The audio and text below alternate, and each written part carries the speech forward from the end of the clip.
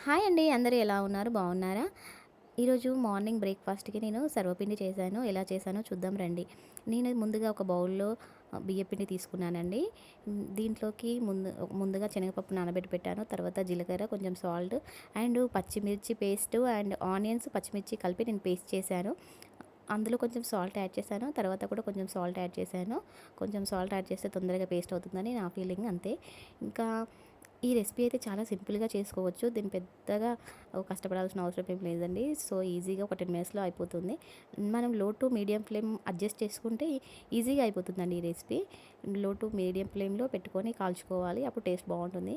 ఇది మంచి గోల్డెన్ కలర్‌లోకి వచ్చిందనుకోండి బ్యాక్ సైడ్ చాలా టేస్టీగా అనిపిస్తుంది. ఇట్లా క్రిస్పీగా తింటూ ఉంటే దీనికి కాంబినేషన్ అయితే మా ఇంట్లో అయితే పెరుగుతో తింటారు, పల్లి చట్నీతో తింటారు. మీ ఇంట్లో ఎలా తింటారో నాకు కామెంట్ సెక్షన్‌లో కామెంట్ చేయండి.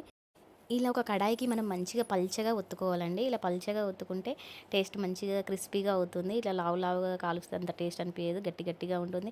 నమిలేటప్పుడు కూడా అంత గట్టిగా ఉంటుంది. చికాకుగా ఉంటుంది. ఇలా పల్చగా కాల్చుకున్నామనుకోండి మంచిగా టేస్టీగా వస్తుంది.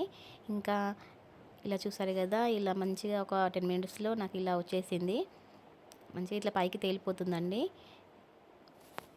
లో ఫ్లేమ్ టు మీడియం ఫ్లేమ్ పెట్టేసుకుంటే తొందరగా అయిపోతుంది. మనం ఒకవేళ హై ఫ్లేమ్‌లో పెట్టారనుకోండి అటే అతుక్కుపోతుంది. సో, లో ఫ్లేమ్‌లో పెట్టుకొని కాల్చుకోవాలి. చూసారు కదా నా వీడియో నచ్చినట్లయితే సబ్స్క్రైబ్ చేసుకోరు ప్లీజ్.